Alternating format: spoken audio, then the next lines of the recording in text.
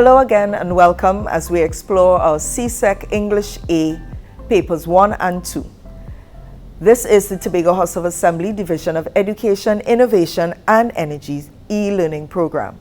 I am your facilitator, Kimarie Richardson Thomas, and today we're going to continue looking at expository writing with focus on email writing, and this lesson has been prepared by Nefertiti Mior of Mason Hall Secondary School in Tobago. Let's delve into our lesson today. At the end of today's session, you will be able to define what is an email, state the purposes for writing formal emails, examine the components of a formal email, construct an email based on a prompt, and respond to multiple choice questions based on an email. What is an email? Simply put, email is short for electronic mail. It is an efficient mode of communication because you're sending this mail that we traditionally call snail mail, but now it's being sent electronically. And that abbreviated form is what you know today as email. Advantages of the email is that it is delivered instantly. You have no need for stamps, and I know many young people, many of our students may not have ever experienced putting a stamp on an envelope to send it anywhere. And the email can be sent from any location and at any point in time using the sender's computer, laptop, smartphone, or electronic tablet. Now you can send an email for various reasons. Emails can be sent to inform, to explain, to describe, or even to propose a way forward for a situation or an idea. Now pay attention. Such emails are written for official purposes. They are written to authorities, dignitaries, and superiors. Formal emails are not usually written to your personal contacts, friends, or family. And we'll keep stressing this when we speak about our formal emails. Because it's formal, any type of formal letter writing, any type of formal correspondence, it will require specific type of vocabulary, specific organizational structures that you're not going to find in your informal correspondence and communication. So let's take a look at what an email interface can look like. And we're going to look at it in terms of how it may appear on your computer screen. And then we're going to translate this information in terms of how you're going to actually write an email on a sheet of paper for the purposes of your examination. So our email interface. If you open up your computer, your laptop, even your smartphone, and you're going to send an email or look at an email, you're going to see certain elements that we need to pay attention to. You're going to have this box. You're going to find that you would have a section dedicated for who you're sending your information to. And it says to. Who you're sending your email to, you're going to put their email address in your to box. Now be mindful, unlike a letter, unlike an ordinary letter, formal letter, where you're going to also have to put your address, where an email is concerned, there is no section for you to put in your email address, because once it's sent, your email address will automatically be evident to the recipient of the email. So who it goes to, you type in their email address, the email address of the receiver of the email. Sometimes in your email interface, you would come across these two C's, capital C, common C. What this stands for is carbon copy.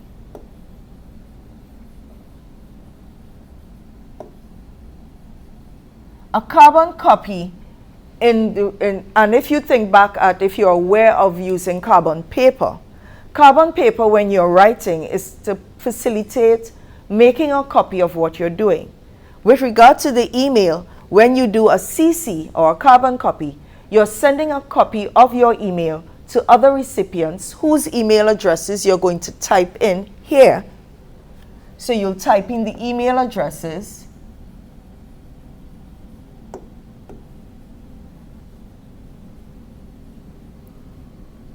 Email addresses of those persons who you want to carbon copy. They are not the main recipient, but they're also going to be aware of the correspondence taking place between you, the sender, and the person you're emailing to, your receiver. Then you want to have your subject. There is going to be that space in their email interface designated for your subject. And you want to have a very strong subject line. The subject should not be lengthy. It should be to the point, indicating what is the main idea. And we looked at this when we did our summary writing. What is the main idea? What is the main point of this email? What is this email going to be about? What is the email going to address? As we did when we looked at our letter writing, you want to have your salutation. Your salutation is your greeting.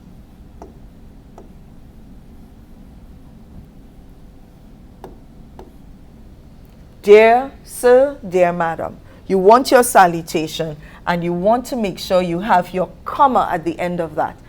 Punctuation that relates to your letter writing, your formal letter writing, has to be transferred into your emails. Because again, it is for formal purpose, so that you have to adhere to all of the conventions of formal writing.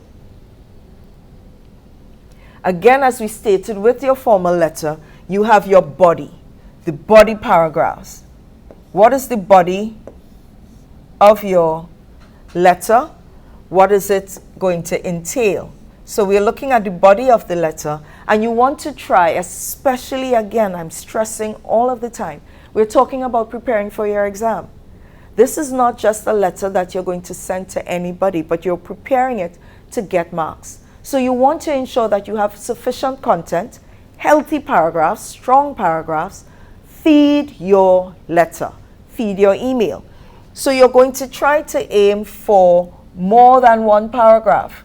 Your first paragraph, state your purpose. Why you're writing this, what is your purpose for writing this email. Then your second paragraph, explain the matter in detail.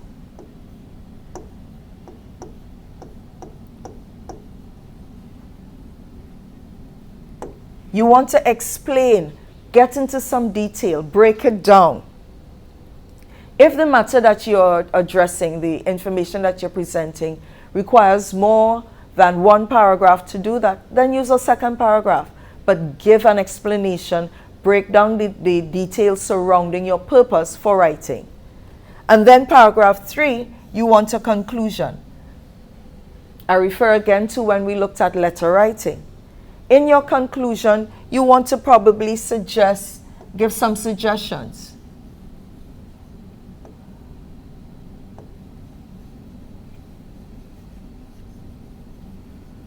You may want to give suggestions or recommendations.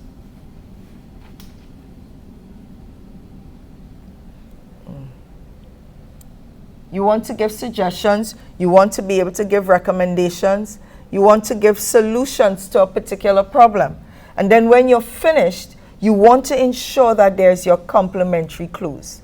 Now let me explain something here.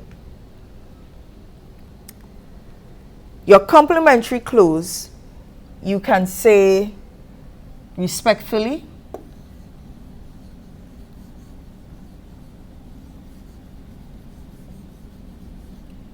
sincerely, any of those types of phrases, and then you're going to type your name, and we want your full name.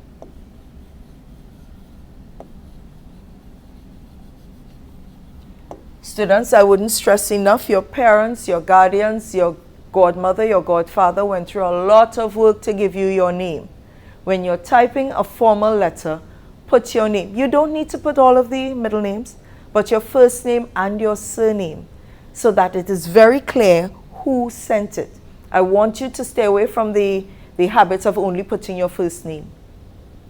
Formal letters require your full name. In some situations where you're able to, you can insert a signature. That signature usually comes between the complimentary close and your name in this area. Some people are able to save a copy of their signature as a picture and then insert it into their email, because you can't write a signature on the screen. But when you're doing this, if you're going to write it, I want to encourage you to get into the habit and the practice of developing your signature. So, where do we go from here? When you're writing the email, you want to avoid text, language, and abbreviations. They're inappropriate. They're not required for formal writing.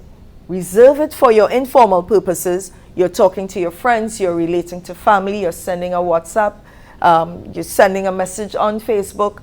Use your text language, use your abbreviations for informal purposes, not for your formal email, not for your formal letters.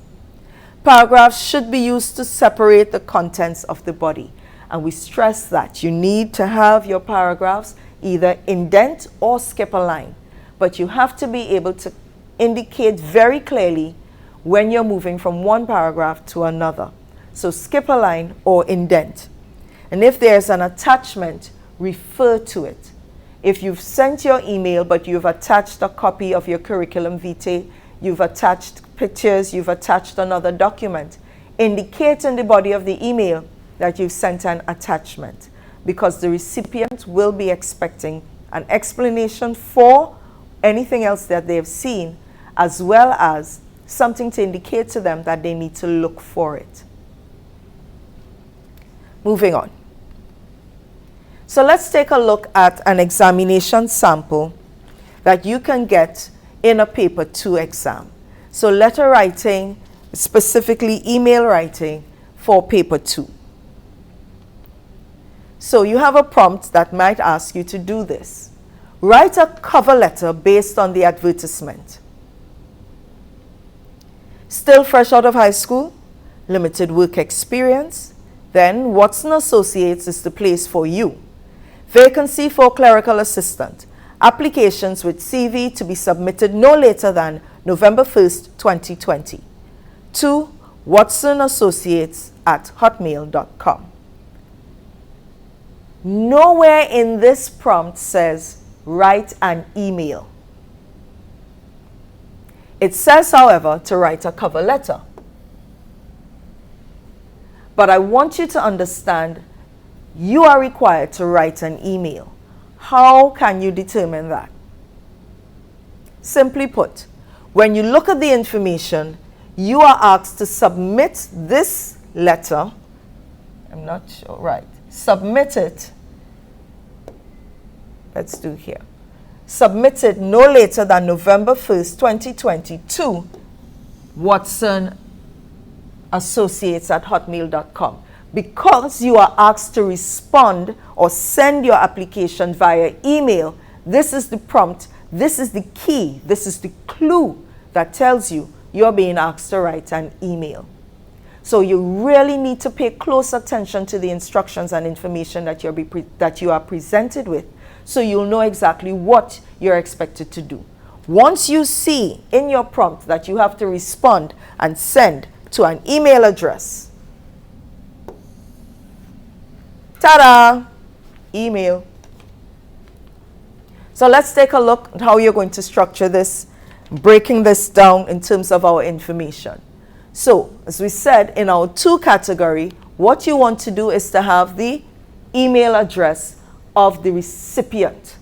And our prompt specifically indicated who you're sending this email to. So you want to put their email address into your 2 category. When you're writing this for your exam, you're writing this on a sheet of paper, put the email address of who you're sending it to. We're not using a carbon copy, but you want your subject. Application for the post clerical assistant. You're applying for the position, put that in your subject category. What you're applying for and what this email is related to. Then we get to our salutation. Salutation, dear sir. We want to look at it here. Dear sir, your salutation. You may not be aware or know the name of the person that you're sending it to, but your salutation goes right there, followed by that comma. You want to have your comma. We spoke about that comma, and I keep stressing it because I've seen it over the years. I've seen too many instances where students put their salutation and they use a semicolon or a colon. Ensure that you have your comma. Then you want your first paragraph. What is the purpose for writing this email? In response to your advertisement in the Express Reviews, dated 18th May 2020, I wish to apply for the post of clerical assistant. My experience has been confined to sales, stock taking, and typing in a marketing company, a sales outlet. So your first paragraph indicates your purpose for writing. Then we get to the second paragraph. And here is a very good place to indicate why you believe you would be an asset to the organization. I believe that my experience, particularly as a typist, will be an asset. I also believe that an opportunity in your company will be significant as it will help me to develop my career. Explain why you think you can be there, why you think it's a good idea for your application to be considered. Third paragraph. Attached is my CV, which gives details of my qualifications and experience. I am willing to be interviewed should you find it necessary and can be contacted at 555-1212. You bring, this is your conclusion indicating your attachment, also indicating contact information. You do not need to put an email address as a contact information here unless you are using a contact email that is different from the email you're sending your application or your message through. And then you want to have your complimentary close, yours faithfully, Henry Charles. And you have the name of the sender at the end. And this is our basic structure for the email, especially if you're going to have to write this for an exam. Now, if we take a look at some practice exercises that you can find yourself if you're looking at the multiple choice. Some of these questions can end up as being in the last few items in the multiple choice paper. So we're looking probably at items in the 50s because they would come later on in the last 10 or so items in the multiple choice paper. So let's see. Instructions indicate, read the email carefully and answer items 50 to 54 on the basis of what is stated or implied. I'm stressing here that you see these numbers. When we look at the actual multiple choice questions that we're going to look at today in terms of practice, they may not carry these numbers. But what it is we have included here is so that you know or you have an idea of where they can occur on your exam paper. And your instructions, read the email carefully. I'm stressing again, they may or may not tell you email. You may be told to read the passage.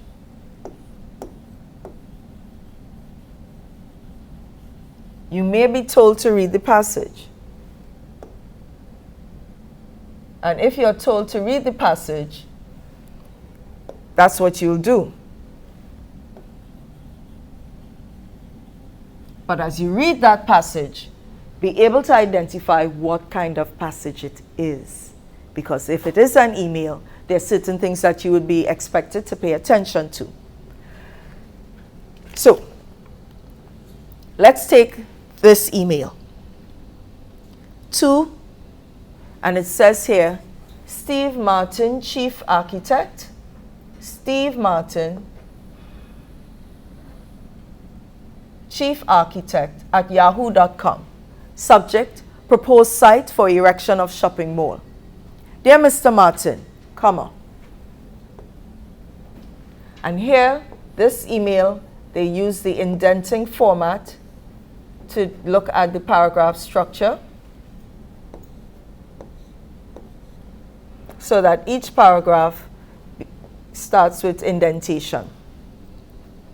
Dear Mr. Martin, I wish to convey to you that it was unanimously agreed that the site for the mall is unsuitable. Firstly, the location of shopping center is surrounded by high ground. Flooding, therefore, is a threat. Hence, drainage costs and landscaping will double the budgeted amount. Secondly, traffic congestion is a serious problem in this part of town. It is felt that a new site for erection of the building should be located. David Brown, Project Manager.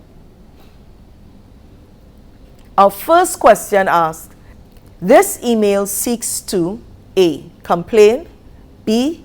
Explain, C. Propose, or D. Request. When we look at our passage and we want to pay attention to what each of these options are saying, what you're required to understand is what would be the accompanying vocabulary for each of these. If you're going to be complaining, you're going to want to try to identify language that would indicate I am not satisfied with. I was disappointed. I would like this to be changed. You're looking for that kind of vocabulary if it's a complaining type of email. Where it's an explaining, if the purpose is to explain, then you're going to look for sequencing data, sequencing information that would give you information in a step-by-step format. If it is to propose, then you're asking for your suggestion to be adhered to. You're proposing a suggestion. You're putting forward an alternative to what was originally given. If it is to request, you're asking for something. So you're going to look for vocabulary or language that indicates that the person is asking for something to be done. When we look at our passage, what we're seeing here is information is put forward and we're seeing a sequence, firstly. Secondly, that might indicate sequencing of information that we'd find in explanation. However, if we look closely again, while it's sequential information, it's not just explaining, it's indicating where there are some errors in this proposal. So firstly, the location is surrounded by high ground, so flooding. This location can cause flooding. Drainage would be an issue. Landscaping can double the budgeted amount. And then the second point being traffic congestion. It's explaining that, but it goes beyond just explaining and it adds a solution. It is felt that a new site for the erection of the building should be located, saying look for a new site for the erection. So when we look at our options, what it is we can clearly see is that it is offering up a suggestion, an alternative. So this tells us that the aim of this email is to propose, to offer an alternative. The second one asks, our second question asks, who is it sent to? Who is this email being sent to? Again, we look at the original email. The email address, and if we just call it out as an email address, you're going to have stevemarchiefarchitect@yahoo.com. But when we look at it carefully, what we have is Steve Martin, Chief Architect. Steve Martin, Chief Architect @yahoo.com. This gives us a hint because we realize that Steve Martin and the way it's structured, it implies that Steve Martin is the chief architect on this project. So who is it sent to? The architect, the employee, the manager, or the owner of the mall? And because of the structure of the email address, we can conclude that it was sent to the chief architect.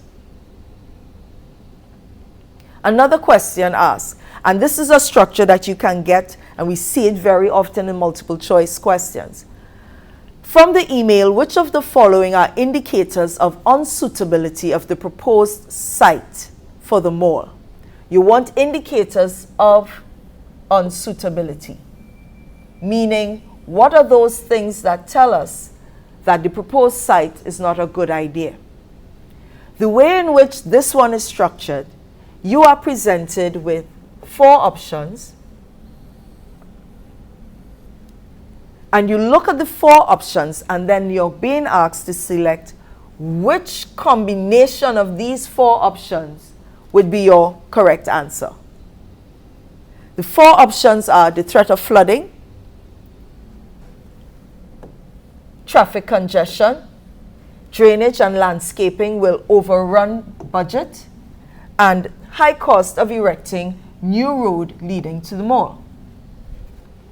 Which of these, from the email, which of those were indicators of the unsuitability? So let's take a look at the 4 options.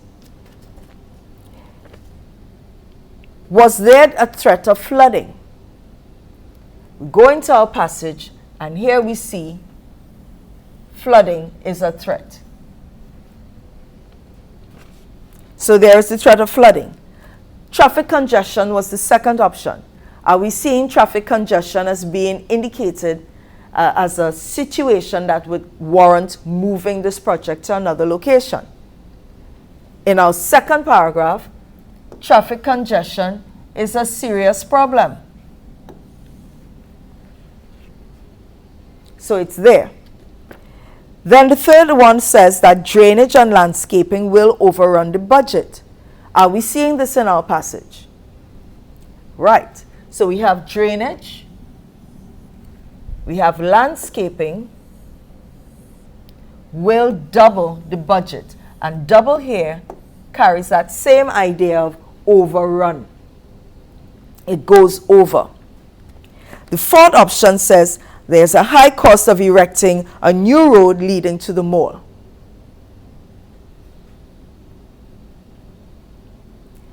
That idea is not being indicated or articulated anywhere in our passage.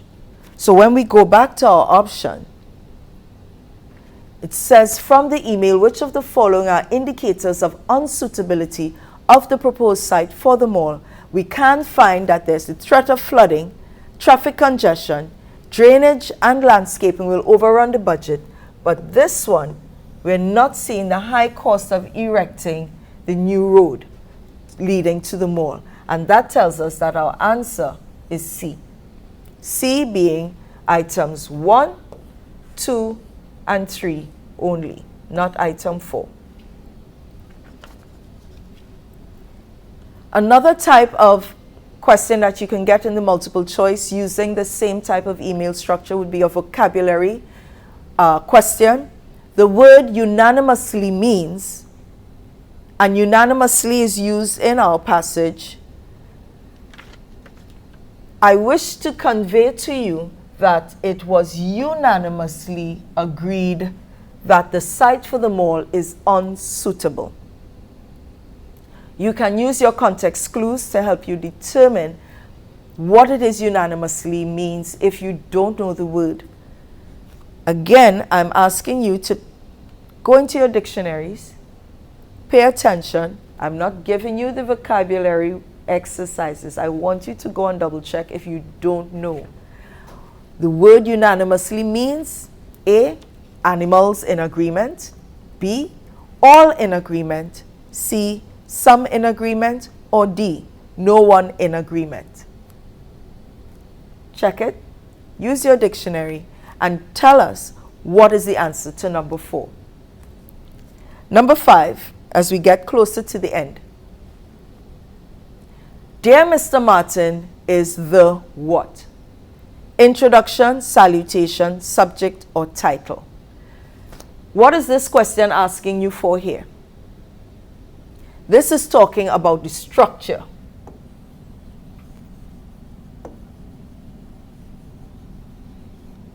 This question is testing your understanding of the structure of your email or the structure of your letter. Do you understand what this part of the letter is called? What is the word we use for this part of the letter?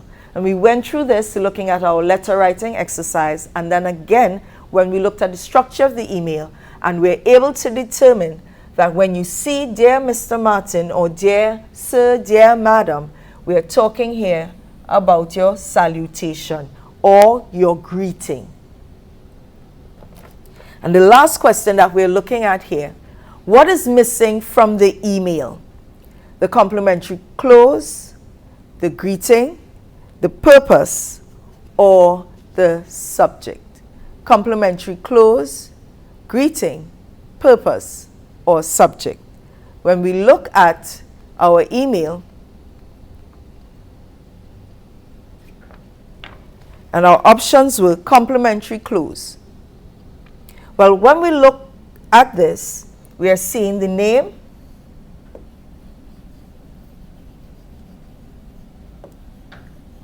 of the sender,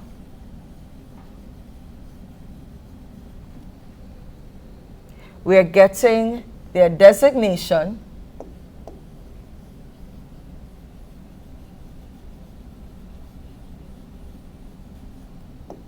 right? So we're just having a little line across here.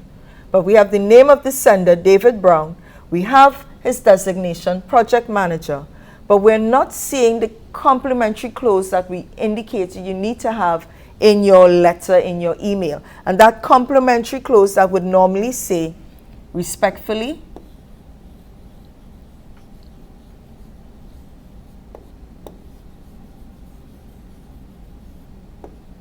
or faithfully, or sincerely. We're not seeing that. So more than likely, we can look at that as an option. So there's no indication of a complimentary close. The second option says greeting. So we have our greeting, which is also our salutation. We see greeting here.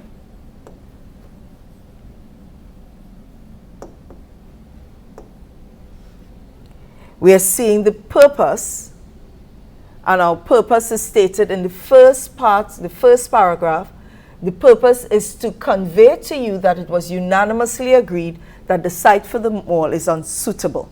And the purpose of the letter is to let Mr. Steve Martin, who is the chief architect, know that the site for the mall is unsuitable.